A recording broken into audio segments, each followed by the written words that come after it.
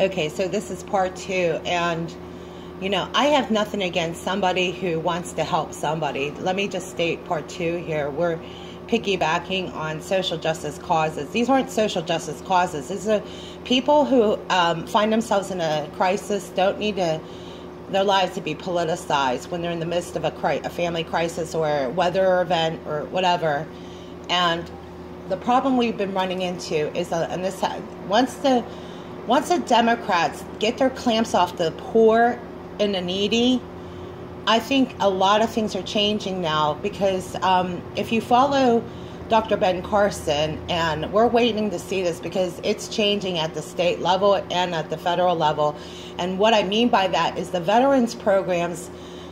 If you haven't heard this most recent news about the veterans programs that are now, they just fired a bunch of people for misconduct. And it's happening widespread. It's going to happen in women's shelters at this point. They're going to start firing these people because they're using these causes to push a political agenda. And what you saw at the Veterans Hospital or the VA is that they're starting to fire them finally.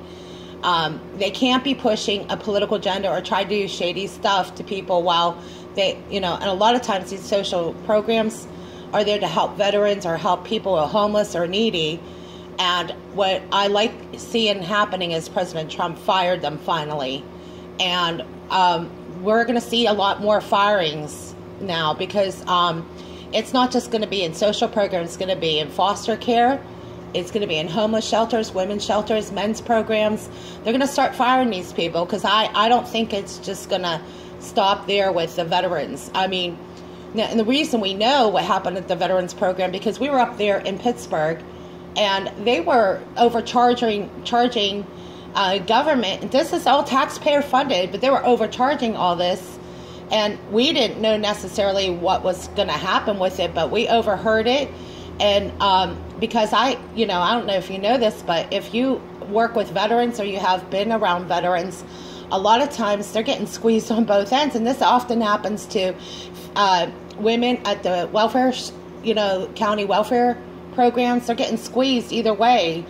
And what we mean by that is that there's tax credits for people that are at the lower income level, and the lower income people, they have to meet a criteria to even get food stamps. And what they're doing, which is really good, is that they're removing that criteria, but they're doing it in a fair way.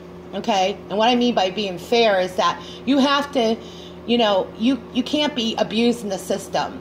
And a lot of what is, I've heard this couple things thrown at us, and this is what they told me: thank God for the Democrats, because these programs wouldn't exist. That's not true. It has nothing to do with Democrats. You go into a program because these programs are available to veterans, to families in need, families in crisis. That has nothing to do with Democrats. That has just something to do with the people. And the thing is, with the VA and programs like that, government programs, whether it be a county welfare program or et cetera, they have to meet some kind of criteria, but it's going to be a lot more, less corrupt, more or less, I hope.